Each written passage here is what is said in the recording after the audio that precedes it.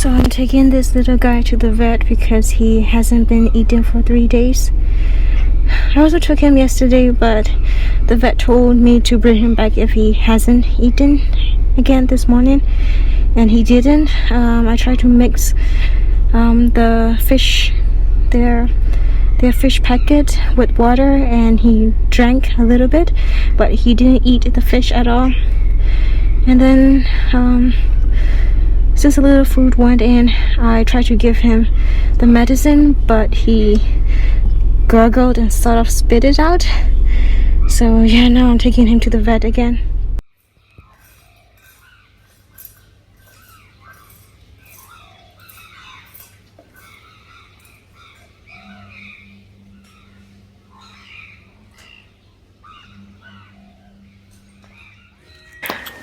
Hi everyone. It's been 2 weeks of not posting any videos. These 2 weeks have been very hectic for me because of work and also because of the cats. As I've said in my last videos a couple of times, there has been cat flu going around at the monastery, and it's very contagious and exhibits symptoms differently for each individual cat. So some cats that have strong immune system would recover very quickly, but other cats would have a very slim chance of survival even. And these past 2 weeks, I've actually seen some cats disappeared, some cats passed away. Actually, there will be a clip of a dead kitten that I found in this video. So I'm just warning you, if you don't want to see the dead cat, just skip a few seconds ahead when that part comes, and there will be a warning sign when that part comes up. So yeah, anyway, I've been busy with cats as usual and work. I've actually hospitalized 3 cats in total at the moment, and I've also brought 3 cats back to my office to raise them as the office cats. And it's been going well. I'm going to make a video about the 3 of them soon, but for now I just want to update the cats that are left at the monastery. The little cat that I'm about to show you was only abandoned about a month ago. The owner came and released about 8 cats in total. That's what people who saw said to me. But I've only found 4 cats so far at the monastery. There were 3 brothers, but one disappeared, and now one is dead. I informed the gardener of this little cat, and I requested him to bury him properly. Sometimes I feel that my time is consumed a lot by these cats. My mind is always occupied by worrying about them, but I can't help it.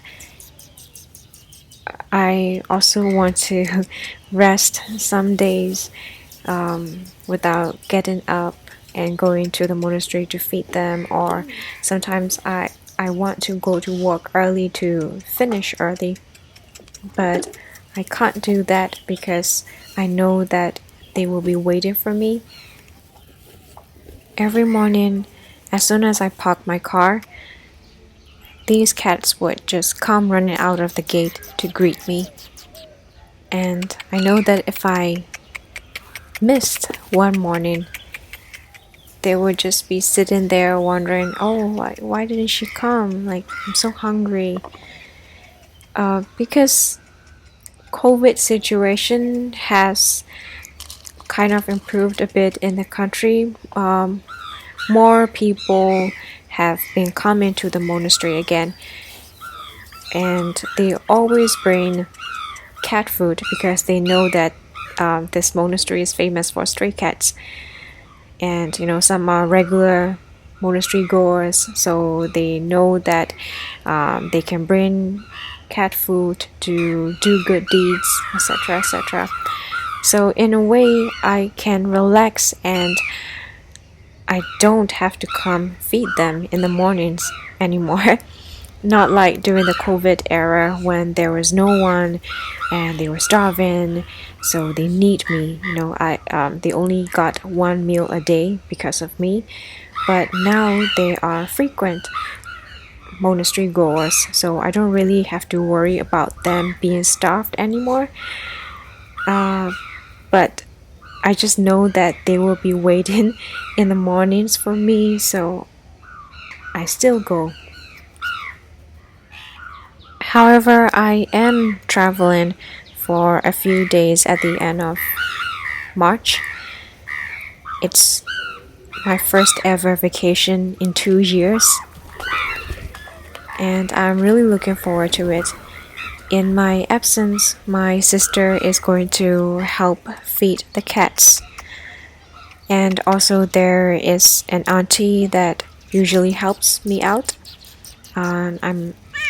I've also requested her if she could cover for me as well. And they have both agreed to come every morning those days to cover for me. But I also have to admit my obsession with cats didn't just start 2 years ago. It's always been with me ever since I was a little kid. I think when I was 5, 6 years old, I had a neighbor that lived downstairs.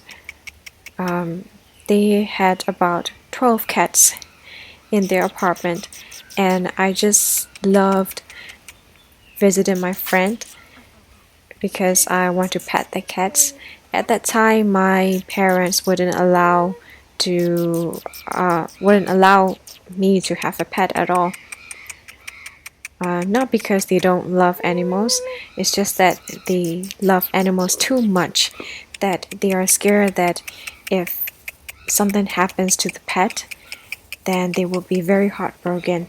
And they've experienced a lot of pet losses in their lifetime, so they didn't want me to go through that or to experience that, and they didn't want to experience that pain again as well. But with my personality, I actually stole my neighbor's cat, my friend's cat. I mean, it wasn't that hard. The cat willingly came along with me back to my home. I think it's because he was very feeling trapped with other 11 cats. Maybe he wanted humans' attention all to himself. I think that's why he came along with me back to my home and stayed with me. Yeah, anyway, I think my cat obsession started then. And then when I got older, I was obsessed with watching Animal Planet shows. My favorite was Jeff Collins because he would go to lots of different places and introduce and explain about different types of animals, not focused on one type of animal like Steve Irwin. And seeing his show just I I wanted to work with animals. I wanted to be a zoologist. But then my parents weren't happy with that ambition. They say that, oh, you could get hurt working with animals. What if you got eaten by a lion or a tiger and you're somewhere far away? Then what will we do with your body? How would we bring it back? My parents are very over imaginative and worrying parents, I guess. So I actually changed my direction a bit. I decided that I wanted to be a vet. But they didn't agree with that either. Because at that time, animals are not really valued or loved in Myanmar that much. Everyone was just worrying about themselves. They don't they they see animals as animals, not living beings. Yeah.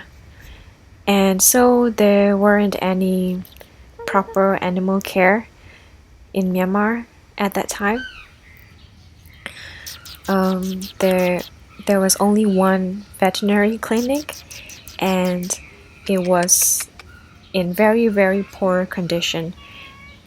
The vet looks like he would only get one meal a day. I mean, I'm over exaggerating for sure, but I'm just saying that was the situation like that back then in Myanmar. So my parents are like, "Oh, what are you going to do with a veterinary degree? Are you going to live on the streets and then cure animals? Like, oh, that's not gonna make you money. You're gonna be living off of us, and we don't want that." So yeah, at that time I was very scared about that too. I was a kid and I don't know what the future holds in Myanmar. I threw away that dream as well, and I decided to go into business degree like my parents wanted me to. And this is the brother of the little cat that died. He hasn't been doing well as well, but he can still eat very well. So I went to the vet and asked for some medicine to give to a cat that's got the flu, but not in a serious situation. And the vet asked me to give this medicine after he has eaten. You will see that he tries to hold in his puke sometimes.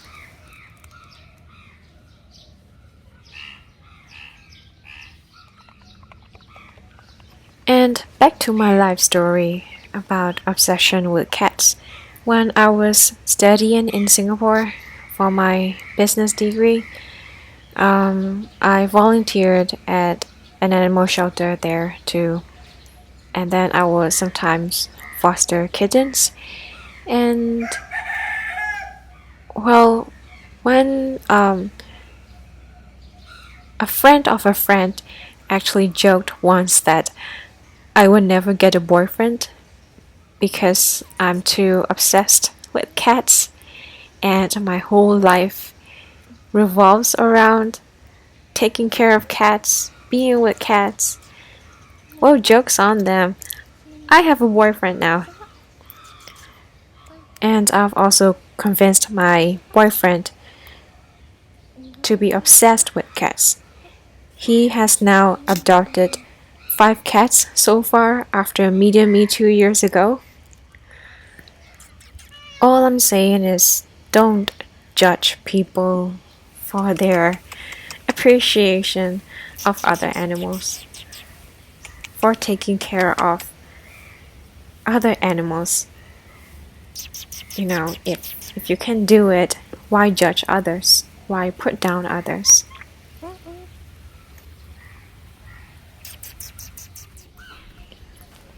Remember at the start of the video, I said that I have hospitalized 3 cats so far. So this is one of those cats.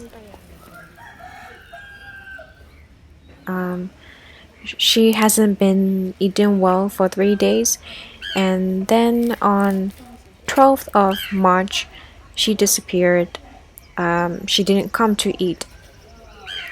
I actually thought that she was dead, but I was so happy to see her back on the 13th again. So as soon as she came out, I decided to take her to the vet to hospitalize her. I do have the option of visiting the vet every day to give her medications, but that's more difficult for me with my work and everything, so I decided to hospitalize her till 17th March, so that's 5 days in total. A day at the hospital costs 8,000 Myanmar kyat. That includes medications and 3 meals. This is a little guy that I have hospitalized since 5th of March. He's not recovering very well. Apparently his immune system might be very weak. They have to force feed food to him, otherwise he wouldn't eat at all. He looks stronger than the day that I brought him to the vet, but he's still not very well, so I had to extend his hospitalization till 17th of March, and we will see then on that day how his situation is. And then on 14th of March, I had to hospitalize this big guy. As you can see, he seems to be suffering a lot. There's infection in his nose. I don't think he can breathe properly. And as I was driving to the vet, at one point I thought he died because he just lay down and his breathing sort of slowed down as well, and I was so worried that he passed away in my car. But he's still alive, and I have left him at the hospital and until 17th of March as well.